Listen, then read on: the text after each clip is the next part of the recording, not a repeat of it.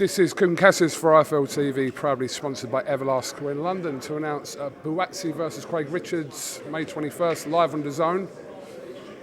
Bit strange, no venue confirmed today, Edward. Yes, of course, on any press conference we would like to announce the venue. We're just waiting for confirmation from the venue, or the potential venue, which will come tonight or tomorrow morning at the latest. We'll be in London, we'll be at a major venue, just waiting for final confirmation. Didn't want to announce it without actual confirmation. So London, May 21st, Buatsi against Richards, venue to be announced tonight. Are we to assume it's the O2, Edward? That's one of the venues in play. We'd like to do it there. Yeah, we would like to do it there. Copper Box, other venues as well. It's gonna, we know that this is a big fight, a big domestic fight, a big London fight. Two guys from Croydon and Crystal Palace. A really good fight. We've seen the reactions been fantastic, and needs the venue to go with it, which will come shortly. Now, when I spoke to Craig Richards and Peter Sims probably about a month ago, we spoke about the potential of this fight. One of the things Peter Sims said to me was that they would only be willing to accept a 50-50 deal. Can you make comment on whether that was... That's what happened. I mean, that was, I think when you make a fight like this, it's difficult. I know it seems like the obvious fight to make, and you see from the reaction that these are the fights we should be making, but there's all kinds of things to consider. Peter and Craig might feel that Matchroom favour Joshua Buatsi because of the investment made into him, or Joshua Buatsi may feel that we favour Peter Sims because we're close to the Sims family. At the end of the day, it's our job to provide the best opportunities for our fighters, to try and change their lives, give them the financial opportunities, guide their career to the top. I just felt like this is the obvious fight to make. This is a brilliant fight in that it's a domestic light heavyweight fight that has so many ramifications at world level, and of course I want to get in a position where I have opportunities for my guys to face Canelo Alvarez. He wants the fight in London in December. We've got the mandatory at 168. This is an official eliminator for the WBA title. So we could have two options for him in December. If he wants to stay at light heavyweight, if he wants to stay at, we'll be staying at, no, it won't be after Golovkin, staying at super middleweight, go back to light heavyweight, whatever. So it's important that we can give our guys the opportunities, and that's a big carrot being dangled in this fight, but it's just a really good fight. Two guys, very different paths to the top. One guy was an outstanding amateur, a bronze medal Olympian, had the big promotional contract, boxed at huge stadiums and huge shows around. Craig's had to do it a little bit different. He's had some defeats, took the Buglioni fight on a week's notice, went to Shakan Pitters' backyard, knocked him out to win the British title, jumped in with Bivol, and he's improving a lot. And one thing, Buatsi is the favourite in this fight. You see that with the bookies and everybody. But I'll tell you something now, Craig Richards is so confident in this fight. He believes in himself.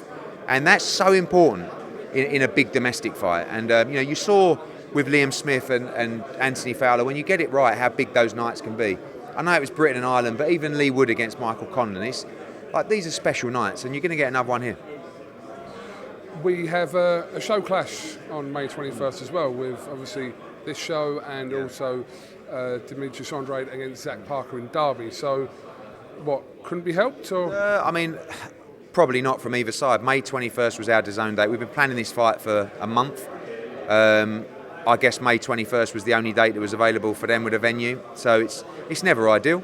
But unfortunately, there's shows, literally, I think there's 2 televised shows this weekend.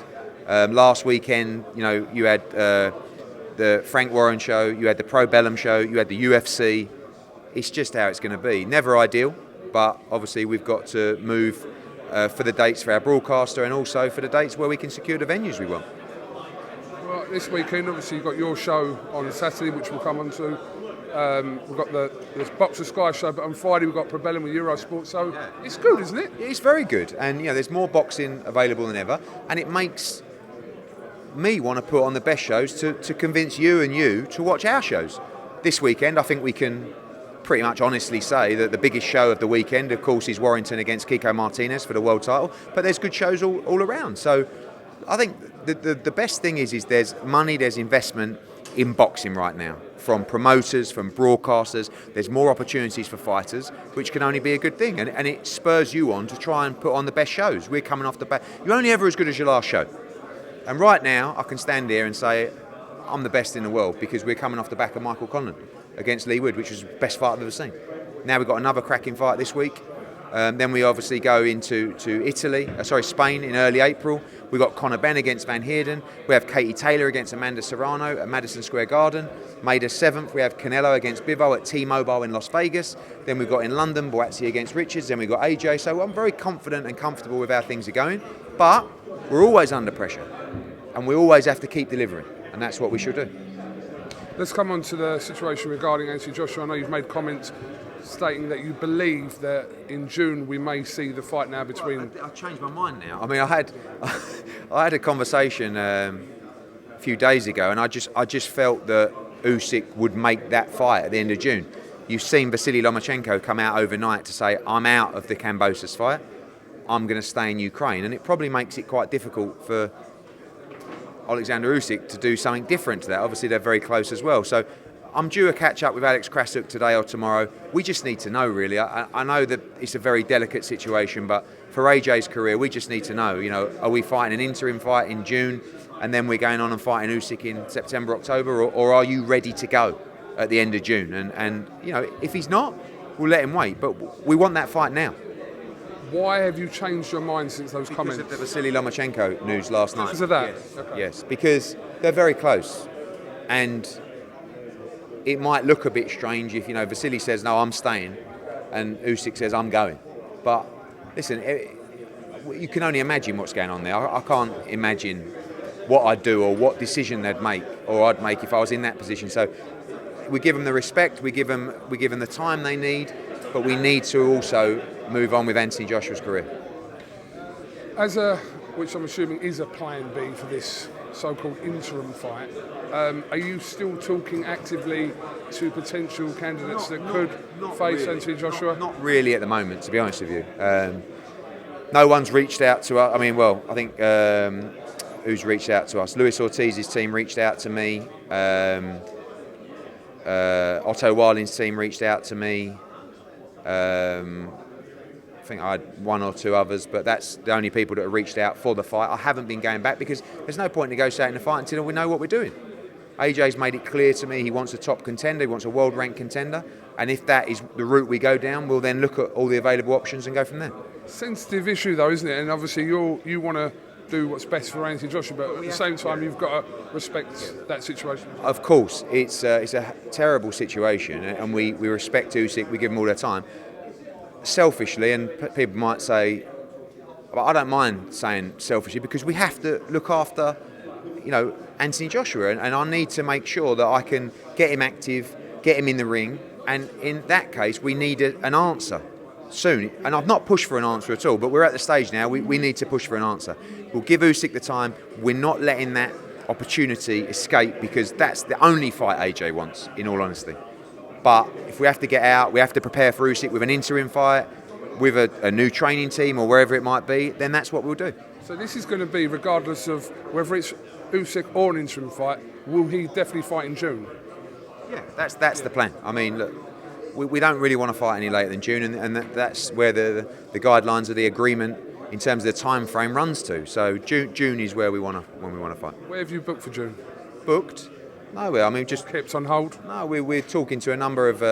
We've had a lot of international offers for AJ to fight. We've got options in the UK as well, but we're already in deep negotiations for the Usyk fight with a number of venues, and obviously we need to give them the feedback to say, are we proceeding? Where are we going? Etc. But we've spoke to a number of venues for the Usyk fight, and also now speaking to venues for the interim fight as well. Which could turn around very quickly should we get the news from Usyk that he would like to wait. And the situation regarding Kambosos and Devin Haney, a date of the 5th has been reported. 4th? Yeah, 4th. Broadcast on the 5th, I believe, because of the times. Okay, so where are we with that currently? It could be the 5th. No, sorry, Sunday the 5th. Yeah, which is prime time. I apologise. Sunday the 5th in Australia, the 4th. Broadcast back here. We are. Got the news yesterday that Teofimo Lopez has ruled him out of that fight. George Kambosos kindly said, "Oh, okay, I'll fight Devin Haney instead. Thank you very much." You mean Lomachenko? No, George Kambosos said he'll fight Devin Haney instead. You said Teofimo Lopez? Yeah, I don't know where that come from. Lomachenko's Lomachenko came out and said, "I'm not fighting." Kambosos came out and said, "Oh, I'll fight Devin Haney again. Thank you very much. I mean, why you didn't fight him in the first place? We could have got this deal done weeks ago." We received an offer for that fight, of which myself and Bill Haney are reviewing. We want the fight. We're not going to be difficult, and you know they don't really have a lot of options now. To be honest with you, we've been putting our name forward. We've been dealing with people saying, "Oh, Haney don't want the fight." We've accepted everything that's been asked of us, and now we're ready to get this deal over the line. So fingers crossed, Devin Haney against George Kambosos, the undisputed lightweight world championship, will get over the line for Australia. We have a calls today with Bill Haney and Devin and the team, and we hope we can close it off in the very near future. Is Australia the only option for this fight? Yeah, that's the offer for this fight is for a fight in Australia. So you know, there's things that are in the offer that we have to look at and we have to consider. Financials are one thing, but I don't think that's the biggest stumbling block. But rematches and you know all stuff like that's in there. We have to look at if it's the best move for Devin Haney. But ultimately, it's a chance for Devin Haney to become undisputed lightweight world champion, and that's what he's dreamed of. That's what I want to see him do. I believe he's the best lightweight in the world, and I want to see him lift all the belts as soon as possible. So you were having a grand time at the UFC. Brilliant. Dana invited you, yeah?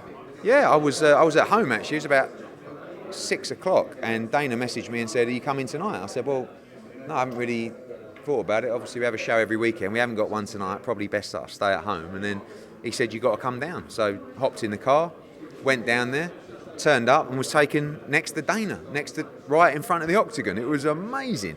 I mean, what an experience. I mean, firstly, just to see that organisation rolling and just watch it up close. Secondly, to watch the fights and to understand the sport, because there's a lot more to it than I thought.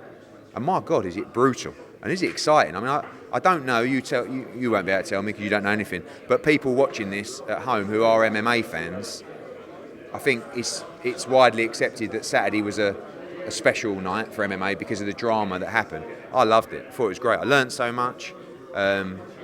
So many people there that I knew, and thank you to Dana White for his incredible hospitality. And you know, you learnt so much. Do you know the biggest thing I think you learnt? How to edit your photos. Oh yeah, we had to lose a man, right? No, you didn't. No, I did, because I looked so handsome in that picture. If you look at it, right, I needed to zoom in because AJ took the picture. AJ actually, what I should have done, AJ took a picture of me, Chisora, Dana White, and AJ. But he also took one with Joyce. He posted that. No, Fraser. I'm doing it again. Who's the name? Fraser Clark. So, but it was too far away, and I wanted to zoom in. So I zoomed in, and as I started to zoom in, Fraser went out the picture, and I was like, "We've got to lose a man for the zoom in. I can't." And AJ was on the other end, so man down was Fraser Clark. So I apologise. Fraser knows it's all love. I love Fraser, but I had to lose Fraser. He's not on the team. So I thought, I've got to, if I'm going to lose anyone, it's someone that's not on the team. So, man down, Fraser Clark. But if you look at the actual how handsome I looked, I think it was worth it. Do you know what? I'm going to accept your answer. It's the worst answer I've ever heard in my life. Yeah, okay, but he's so bad. But I'll accept your answer because I didn't know what else you were really going to say about that. To be honest, yeah. Basically, I thought I looked really good, and I wanted a close-up because I looked really good. But to do that, I couldn't get everyone in the picture. So if Fraser was on your stable, how would you have dealt with that situation? I would have just posted it with Fraser in, of course. But when I went like that, I thought, oh no, Fraser's out of it. Well, he's not with us anyway. I'll just post it. Honest answer. Okay, all right, nice one, Edwin. Everyone's talking about it. So, May 7th, you've added 2 fights. Yes. Zhang Hrgovic and... Love against Valenzuela. Yes. Yeah, so Canelo Bivol card. Final eliminator for the world heavyweight title. Really good fight. Filip Hrgovic against Zhilei Zhang. Croatia against China. Really good 140-pound fight as well. Montana Love, who I think is a world champion in the weight-in, against Gabriel Valenzuela, who of course beat Robbie Davis Jr. over here. Had a couple of wins since. Big fight for him on a big Mexican card as well. 4 or 5 other fights to announce. Any other Brits? I want to put a Brit on the card. I mean, it's the biggest stage in boxing. So we should be putting a Brit on that card, also announcing another Brit on the Madison Square Garden card. And this is what we do. No one can provide opportunities globally on platforms like we're producing. So it's very important to me that British talent fights at Madison Square Garden, that British talent fights at T-Mobile in Vegas, and all the big shows around the world. You've made an offer to Al Heyman and PBC for Chisora and Andy Ruiz. Yeah, I have. I think actually, I was speaking to the guys, I think I think Ruiz will fight Ortiz. I think that's a brilliant fight. I think I really want to make Ruiz against Chisora or Areola against Chisora. You know, Chisora was at the UFC on Saturday, just wants the fight, ready to go. So looking to secure him a date very soon. You know that picture of you and Dana White where you kind of leant into his ear and he was like, what was you saying to him at that point? Do you remember? I was gutted. You know why? Because UFC and ESPN or whoever came over to me and said, look, do you mind if we put you on the big screen? I thought, wow, yeah. And obviously about another 30 people that were there. And anyway, when they went to camera, I was just chewing Dana White's ear off. What was I talking about? I was talking about Hillsborough, actually. Because Paddy started singing Justice for the 96, 97. And I was explaining to Dana what that was and how important that was to the people of Liverpool, actually. And then I said to him, I think you should go to Anfield with Paddy and Molly McCann. I think it'll be unbelievable. And then I said to him, actually, you should go to Wembley, because one thing that I learned is obviously all the British fighters on Saturday all won, apart from I think one who got knocked out. So I guess they'll be returning back to the UK sooner rather than later. But again, I loved it. I know sometimes I can sound like a fanboy of these people, but you know, yeah, I know that I'm the best boxing promoter in the world, but am I the best promoter in the world? Dana White is a goat. What a business. And I was just watching, learning, and actually I enjoyed the sport. I did, because I've never really been into MMA, but now I can watch it, and he kindly explained to me a lot of the ins and outs, and there's a lot more skill to it than I thought. What would be interesting if you and Dana White were to switch roles for a year? So he come into boxing for a year, with everything you have, and you went into UFC. Who would smash that in that year? I think we would both smash that. I mean, I think Dana White would do fantastic in boxing. It's a different kind of model than he's got your fighters, so he's got access to Canelo and Joshua, etc. You know, I think he would do incredibly well, and I think I would do incredibly well in the UFC. So why don't you speak to him? I reckon he'd be well up for that, just for a year. Yeah. A year's holiday for you, wouldn't it? And what we can do is we can get Netflix or Amazon or someone like that to do a huge docu-series. Can you imagine Eddie Hearn and Dana White swap roles? They both take up the position of chairman or CEO of Matchroom and UFC. UFC are probably a bit bigger than Matchroom, but we're on the rampage. Here's a better question. Where would IFL go for that year? Where would IFL go? Probably wherever the most money was. Really? We'd probably stick with boxing because that's our roots, but anyway. You're such a man of the people and a man of the sport, aren't you? Eddie, just a quick couple other ones. Frank Warren made comments the other day about reaching out about Joyce, potentially. He's never reached fighting out. Fighting Anthony Joshua. I saw he says they've reached out about AJ. I'm AJ's promoter. Initial contacts, I think. Never made contact with me, no. Look, we're not... I think Joe Joyce is doing a good job. He's chatting and he's building, you know, and I think that's a fight that can definitely be looked at, for sure. So, but let's see what happens with Usyk first. We just want to fight Usyk, to be honest with you, but if we can't, we need an opponent. Sonny Edwards, impressive from the weekend. Have you had a chance to watch the fight from Brabella? I actually had it on Eurosport before I went to the UFC, and I watched the first 3 or 4 rounds. But he's a very good fighter, very, very good fighter, very difficult to beat. Sometimes he gets criticised for not being too exciting, but against the right opponent, I think he will be, and I think that opponent is Julio Cesar Martinez. I mean, I was on TalkSport this morning with Richard Schaefer. They kind of sticking it on me about that fight. I said, listen, he's got to fight Arroyo, because that was the deal when he moved up to fight Martinez, Chocolatito Gonzalez, and now we'll do that fight after. So looking to get Martinez out ASAP, probably in May. Happy to do the Sonny Edwards fight at the end of the summer. I think it's a really good fight. Just another final one. Have you heard any more whisperings about the Amir Khan, Kell Brook situation? No. I mean, look, Conor Benn's got a very important fight on April 16th. If he wins that, he's diving into a mega fight. Kell Brook, Amir Khan, Adrian Broner, anyone, don't matter, but he's ready. But got to beat Van Heerden on April 16th. When are you announcing the rest of this card? This week. So we'll announce the venue tonight and announce a big card for London as well this week. Right, final word, Leeds. We'll talk about Leeds obviously on Thursday at the press conference, but huge week in Leeds. Mega fight. I mean, I thought it's going to be hard to beat Conlan and Wood, but I think you're going to get a brilliant fight. Josh Warrington trying to become a 2-time world champion against Kiko Martinez. He's going a bit strong with his words, isn't he? Who is? Oh, Kiko. I know. Lively. The league's lot and all that. Brave. I like Kiko, by the way. I think he's a great guy, but he's up for it. Kiko is so convinced he knocks Josh Warrington out. I can't even tell you. Trained hard. Maxie Hughes against Ryan Walsh. I loved that fight. Domestic fight with potentially a big world shot for the winner of that fight. Ebony Bridges has got a brilliant fight against Cecilia Roman for the IBF world title as well. Dalton Smith against Ray Millett. Great fight. Sky Nicholson making her UK debut as well. Maylee Wright. A couple of other local Leeds kids on the card. Going to be a brilliant night on DAZN. And I know that everyone watching this is probably already a DAZN subscriber, but if you aren't, or if you have been and you're not, lock in.